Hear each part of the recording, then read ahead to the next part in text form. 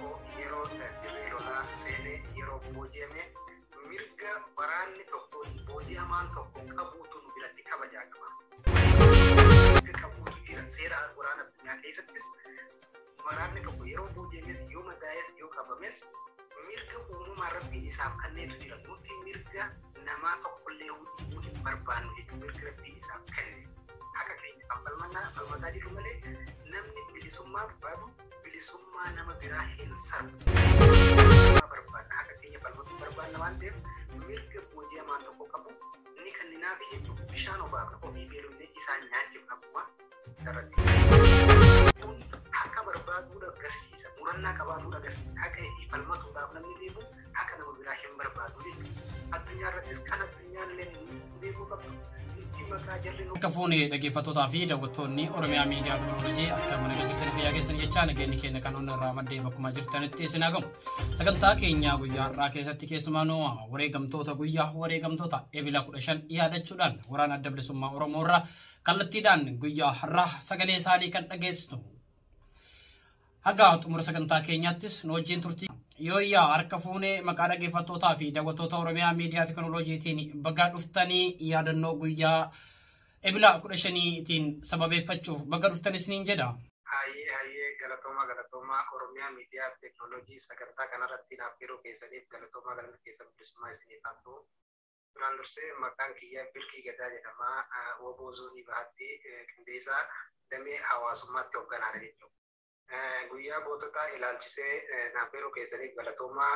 Guyyaan goototaa gaa obboleeyyan akkuma beekamu Oromoon addunyaarra jiru hundi kan beeku kan diinni keenyallee beeku guyyaa beekamaa guyyaa kan biratti jabaati jechuudha. Guyyaan kunis Ebila 15 bara 1980 keessa yeroo gootonni keenya hayyuu ture irraa qabee walumaa galatti hooggantoonni itti aanaadhaan barreessaan abbaa diinagdeen hariiroo qunnamtii alaatiin namni kudha takka bakka tokkotti boolla tokkotti mootummaa waraana Ziyaad Barreetiin itti qophaafame itti awwaalame jechuudha. Kanaaf daannisa Oromoodhaati jechuudha. Guyyaan Ebila 15 guyyaa guddaa kan jedhamuufis guyyaa hayyoota keenya gurguddaa itti dhabne. Kanaaf guyyaa kana miira lama yaadanna. Guyyaan kun miira lama yaadanna. Tokko miira gaddaatiin yaadanna. Lammaffaa miira gammachuutiin yaadanna. Miira gaddaatiin kan yaadannu hooggantoonni sun yeroo sanitti jechuudha. Hayyuutu irraa qabee namoonni kudha takkan sun kan sodaa tokko malee diina dura dhaabbatanii jechuudha. Diina dura dhaabbatanii musliimaa fi kiristaanatti addaan bahaa yeroo jedhanii lakki nuti addaan hin baanu akeeka tokkoof baane kayyoo tokkoof baane Oromoo fi Oromiyaa walaba baasuudhaaf baane nuti addaan hin qoodamnuu jedhanii itti awwaalaman. Guyyaa itti garaagarummaan amantii Oromoo jidduudhaa cittee muramtee baate jechuudha. Itti dabaluun guyyaa garaagarummaan kutaa garaagarummaan lagaa wal qooduudha Oromoo jidduudhaa cittee baate. Kanaaf gootonni sun gootota jajjabaa akkasiisan dhabuu keenya kanaatu nu gaddisiise. Bakka tokkotti isaan dhabne gadda guddaatu nutti dhaga'ama. Miirri lammaffaan immoo miira gammachuutu nutti dhaga'ama. Miira gammachuu sababa nutti dhaga'amuufis nuti arraan tanaa waraana bilisummaa Oromoo kan hortee isaanirraa biqilan gootota santu nu biqilchee gootota sodaa tokko malee diina dura dhaabbatanii nuti addaan hin qoodamnu jedhanii wareegaman santu dhaloota arraan tanaa kana jechuudha. Gootota akkasii sanirraa biqille waan ta'eef jecha gammachuutu nutti dhaga'ama. Kanaaf uummanni keenya gammaduu qabaa, gaddus qabaa kan jennuunis kanaaf jechuun miira wal makaadhaan kan yaadatamu guyyaan goototaa waa lamaan of keessaa waan qabuufi Bashir keenya. Okay, galatooma Jaal Birkii keessumaanuu Jaal Birkii hawaasni Oromoo hedduun Ebila 15 kana keessaan namni beekus jira, namni hin beeknes jira. Ammoo kallattimaan akkamitti geggeeffama yookiin akkamitti kabajama miira lama nuun jettaniis turre. Miira gammachuutii fi miira gaddaattu nutti dhagama jechaatis jirtan. Haa ta'u guyyaa kana keessatti immoo maaltu raawwatama? Haala keessaanuu irbuu haaromfachuu fi irbuu keessaan guyyaa irratti walii galanidha. Keessaanuu kabaja ayyaanichaa yookiin immoo yaadannoo wareegamtoota kanaan kan wal qabatu. Mee waan kanarraa hoo hawaasni Oromoo bal'aan kan beeku akkamitti gaggeessa? Kan beekne hoo akkamitti haa baratu jettan? Keessumaanuu haala yeroo ammaa kana isinis wareegamtoota kanaan yookiin daandii wareegamtoota kana qabannee deemna yookiin imalli keenya daandii wareegamtoota kana har'allee Oromiyaan bilisa ba'uu qabdii fi Oromiyaaf jennee ni wareegamna jechuun kallattiin bosona keessaa har'a waliin gaafiif deebii gochaa jiru. Haalli kanatti immoo mee maal jettu kallattiin kunoo imalli keenya eessa jettu akkamitti yaadatama jettan waraana wajjinis waraannis immoo akkamiin yaadatama?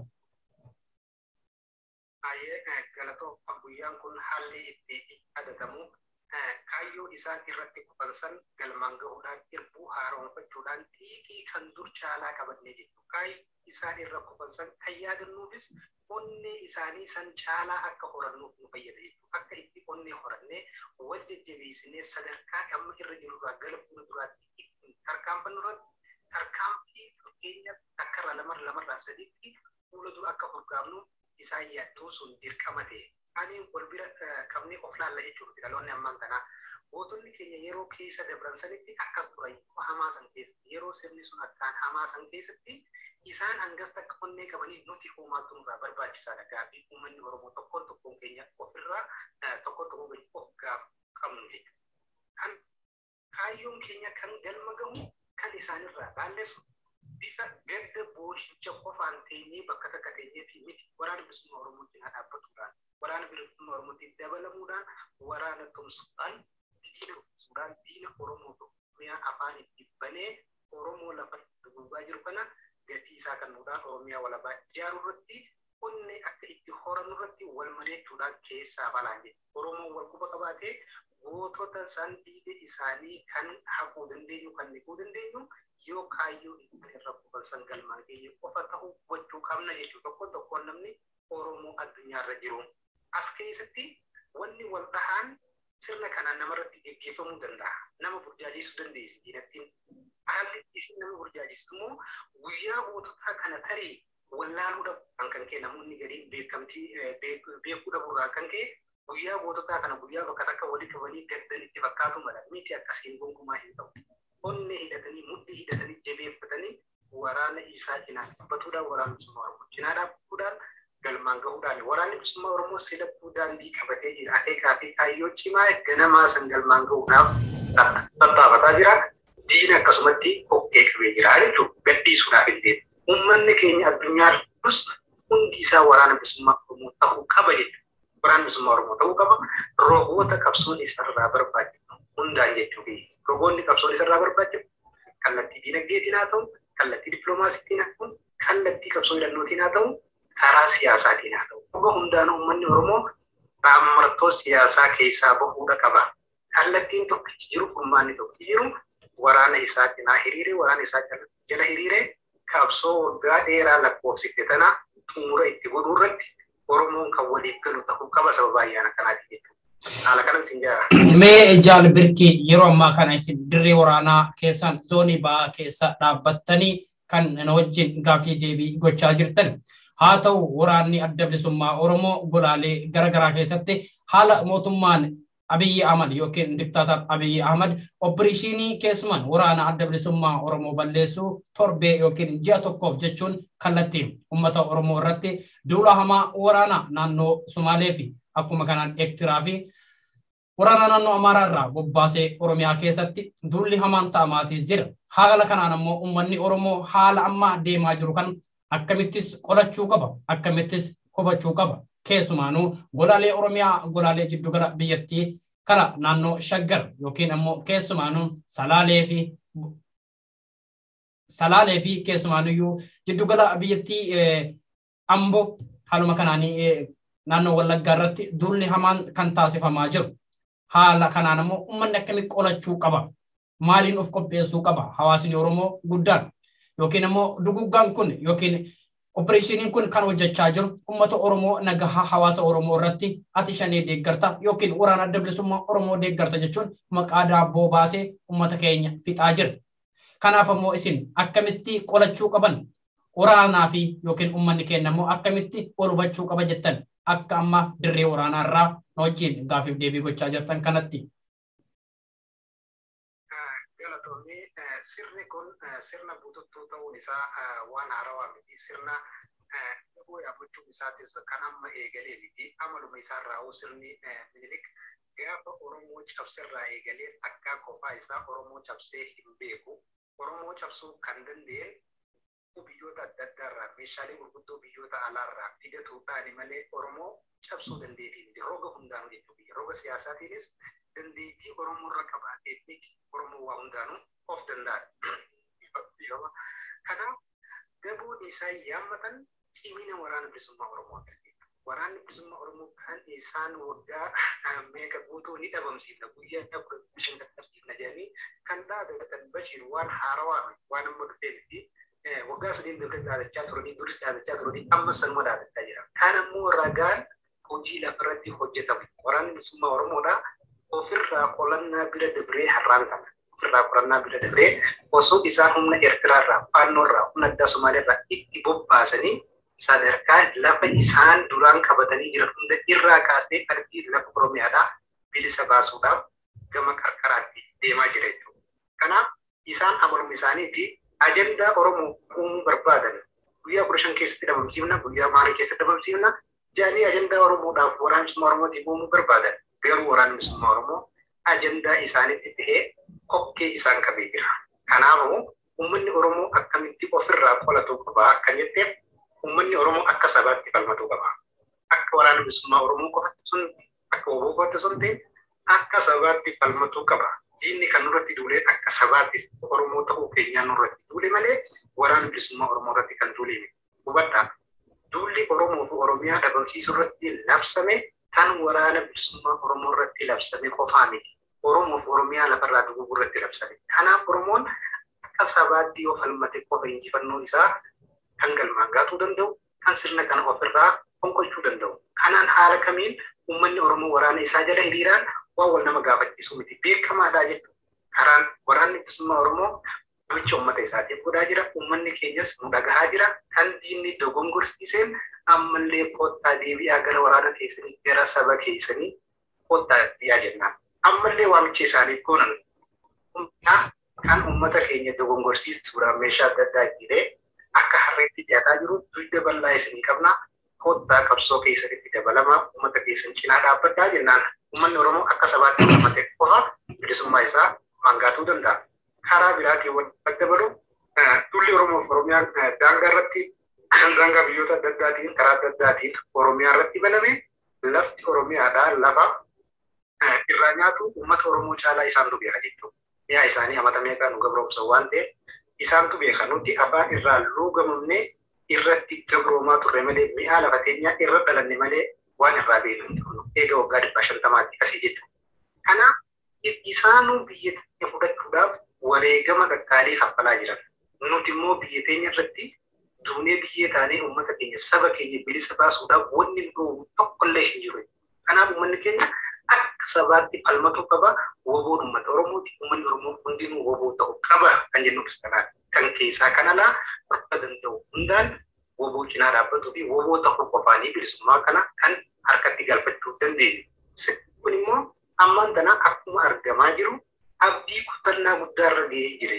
Abdii kutannaa gara xumuraarra ga'uu isaa ragaalee hedduutu jiraachuu. Mootummaa tokko mootummaa kan jedhamu waa 4 gurguddoo yoo qabaate, waa 4 gurguddoo jajjaboo yoo qabaate mootummaa jedhama. Yoo 4 san keessaa tokko hin qabaanne mootummaan jedhamu shiftaa yookiin impaayera jennaan malee. Waa 4 sunis maali?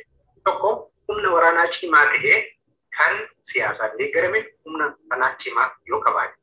Lammaffaa diinagdeedhaan cimaa ta'e biyyi takka mootummaan tokko diinagdeedhaan of danda'a yoo ta'e sababa dipiloomaasiidhaan cimaa yoo ni hariiroo biyyoota alaa wajjin qabuun cimaa yoo ta'e. Afuraffaan immoo siyaasatti uummata amansiisu cimaa yoo qabaate. Waa 4 kana kan qabne mootummaa hin jedhamu impaayera yookiin koloneeffataa jennaan malee. Kanaaf sirni kun maal qabaa maal hin qabne yoo jenne waa 4 kanayyuu hin qabu. Kan isa harka jiru san parsantii 75 daaraa taatee jira. Waraana bilisummaa Oromoo kun Tigraay irratti dhume parsantii 25 ta'e sirna kana keessaa. Inni waraanaa tan ammaan tan jirtu sani siyaasaadhaan guutumatti jira. Dinagdeedhaan guutumaa guututti kufee jira. Kolabsitee jira jechuudha. galaame. Siyaasaadhaanis akkasumatti siyaasaan isaa qottee jirti. Dippiloomaasiidhaanis hariiroo biyyoota alaa wajjin qabu kan akka Chaayinaa fi Raashiyaa, Turkii kanarraa kan hafe addunyaan dugda itti garagaltee jirti jechuudha.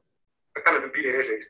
Okay, mee jaal berkee keessumaanuyyuu ammaa kana waraana keessa waan baay'ee nama gammachiisu waraana adda bilisummaa Oromoo irraa aartilee garaagaraa kan nama gammachiisu sooshaal miidiyaa hawaasummaa kanarratti kan argaatis jiru.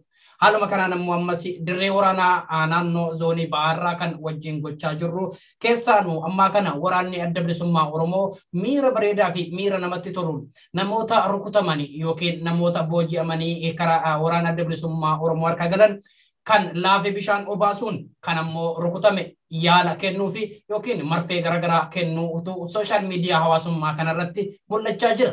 Mee wanti kun keessumaanuu akka ammaa kana waraana geggeessaa jirtan ajajaa waraana keessatti geggeessaa jirtan kanatti maal mul'isa yookiin wanta kana agarsiisuun maal mul'isa maal ibsa akka waraana adda bilisummaa Oromootti mee wanti isin dhagahamu namoota isin waraanuuf dhufee meeshaa qabatee dhufe harkaa fuutanii meeshaa isas boojitanii erga deebistanii booda immoo kallattiidhaan kan yaalaa jirtantu mul'achaa jira. Kallattiidhaan ammoo kan nama laafe bishaan obaasaa jirtantu mul'ata. Mee kan ammoo maal dabala akka waraana adda bilisummaa Oromootti tarsiimoo waraana adda bilisummaa Oromoo kun maalidha mee ilaalchisiin as keessa qabdani maal gammachuu akkamiitii fi yookiin ammoo osoo mootummaan yoo waraana adda bilisummaa Oromoo jedhee yookiin namoota nagaatu mana osoo irratti gubaa jiru haadha Oromoo osoo gudeedaa jiru ammoo aartiin waraanni adda bilisummaa agarsiisaa jiru kun keessumaanuyyuu ammaa kana kallattiilee garaagaraatiin namoota kana qabanii kan fuula sooshaal miidiyaa hawaasummaatti akka addunyaattis waan dinqisiifataa yookiin waan nama dinqisiifatu kan hojjechaa jirtan kun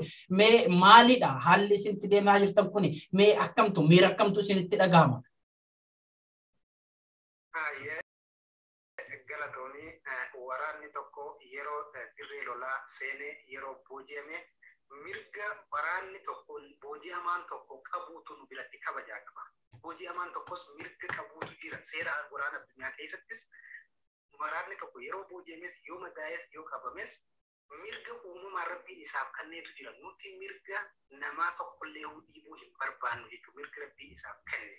Haqa keenya kan falmataa jirru malee namni bilisummaa barbaadu bilisummaa nama biraa hin sarbu. Nuti bilisummaa barbaadna haqa keenya falmatuu barbaadna waan ta'eef mirga booji'amaan tokko qabu ni kenninaafi jechuudha. Bishaan obaafna ofii beelofne isaan nyaachifna akkuma irratti argamaa jira. Kun haqa barbaaduudha agarsiisa. Murannaa qabaatuudha agarsiisa. Haqa ofii falmatuudhaaf namni deemu haqa nama biraa hin barbaadu jechuudha. Addunyaa irrattis kan addunyaan illee nu beekuu qabdu. Waan jirri nuun jedhan sanirraa bokkataan addunyaa hundaaf ifa ta'uu qabaa jechuudha. Waraanni bilisummaa Oromoo waraana garaa laafu waraana dhugaa isaa falmatu waraana booji'amaa fi agabuu taa'ee bishaan obaasu kan mirga nama kamiyyuu hin sarbine saba kamiyyuu mirga saba kamiyyuu hin sarbu waraana bilisummaa Oromoo laachisa. Kan addan qoodu booji'amaa tokko akka booji'amaatti madoo tokko akka madootti waraannee fedhii isaa gaafannee barbaachisaa ta'u maatiitti nagalchaa hojii maatii isaanitti galchaa jirre. Lakkii nuti yoo isin biraa galle ni dhumnaa isin biratti hafna warra jedhanis filannoo isaanii goonee mirga guutuu isaaniif kennaa jechuudha waraana bilisummaa Oromoo. Kanaaf seeruma addunyaa keessa jiru rabbiin isaaniif kabachiisuu barbaadu ta'e kanuma deebisa.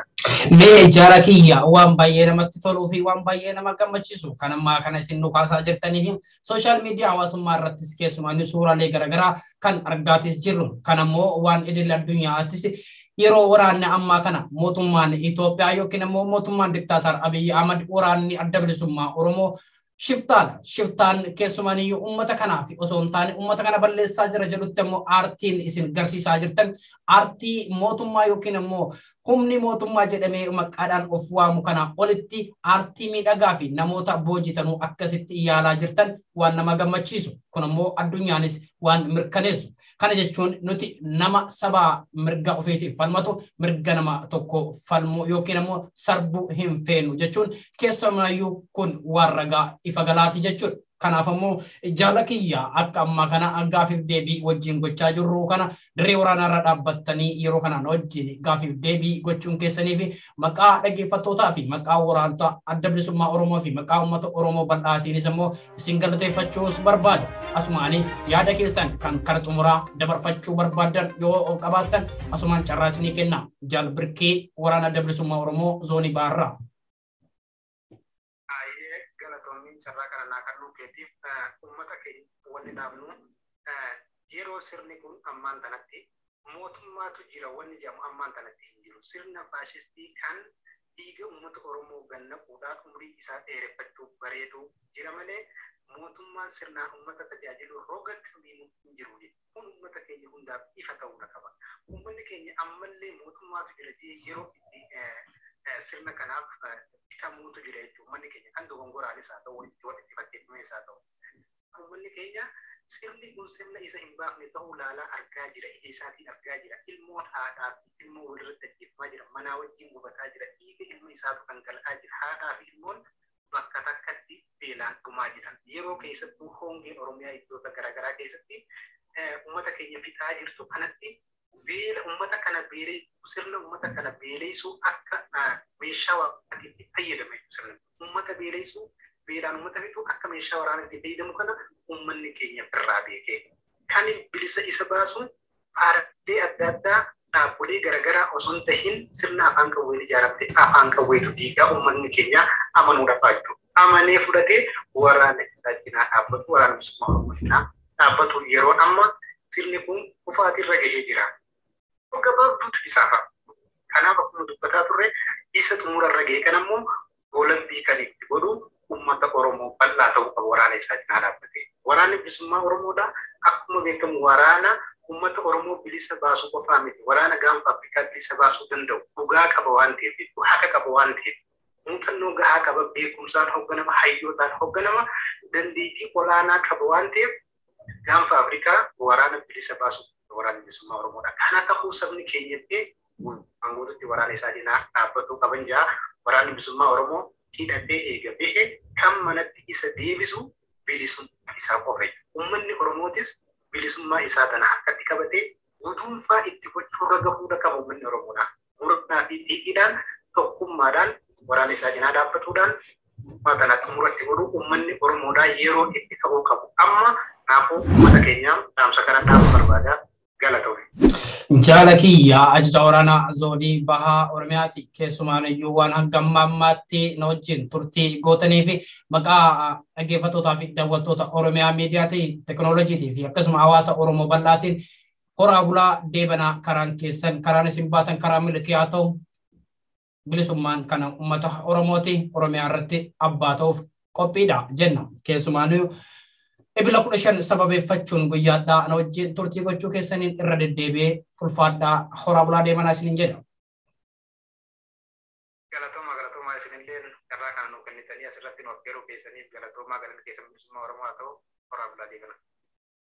Dhaggeeffattootaa fi daawwattoonni Oromiyaa miidiyaa teknooloojii kallattiidhaan guyyaa har'aa sagalee waraanaa adda bilisummaa Oromoo irraa zoonii Baarraa kan dhaggeeffachaa turtanii fi akkuma kanaan nu wajjin turtii gochaa jirtan keessatti keessumaa dhaamsa gurguddaa uummata Oromoo fi Oromiyaadhaatiif dhaamsa gurguddaa keessan kan dhaamaatis jiran. Haaluma kanaan keessumaan iyyuu sababeeffachuu yookiin yaa guyyaa yaadannoo wareegamtoota hayyoota Oromoo keessumaan iyyuu Ebila 15tiin sababeeffachuun guyyaadhaa kan yaadaa fi akkuma kanaan ergaa gurguddaa kan isinii dabarsaa ture akkuma kanaan Jaal Birkeedha.